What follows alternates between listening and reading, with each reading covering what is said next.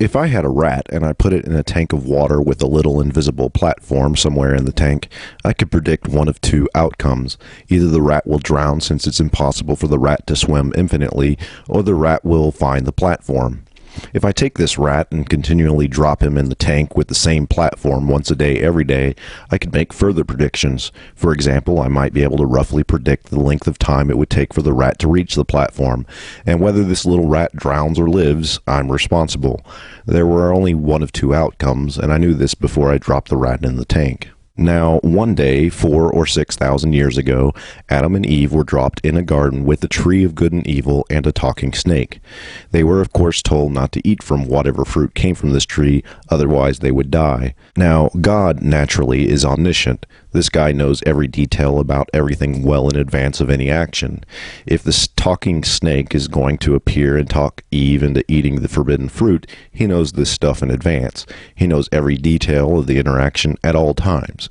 In fact, well before he creates Earth, he knows that if he places Adam and Eve in the garden with a talking snake and gives them free will and tells them not to eat the forbidden fruit, that they will in fact eat it. And God would naturally be responsible for any outcome because he set up all the factors and knows absolutely everything. And his omniscience doesn't stop there in the garden with Adam and Eve.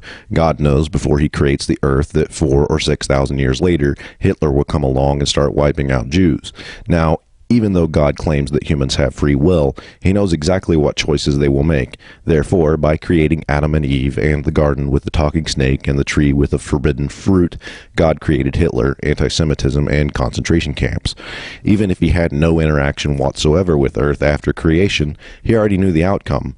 He knew the entire story before it happened. And by creating the Earth, he set everything in motion that would create all sorts of nasty things he knew of beforehand. If I dropped a rat in a water tank with no platform at all, I can predict with 100% certainty that barring outside influence, the rat will die. Now, I'm not omniscient, but if I were, I would already know exactly how long it would take for the rat to die and every detail of every passing thought and motion of said rat. I'd even know every detail of the voyage of this rat's body after death. Of course, I'm not sadistic, and I don't really see the fun in drowning rats, but apparently God does. It's the problem of omniscience. If God is omniscient, and the Bible is the flawless word, then he's responsible for the creation of evil, and therefore he cannot be all good. And if God has a plan, it must have something to do with being an insufferable prick and torturing helpless created beings for fun.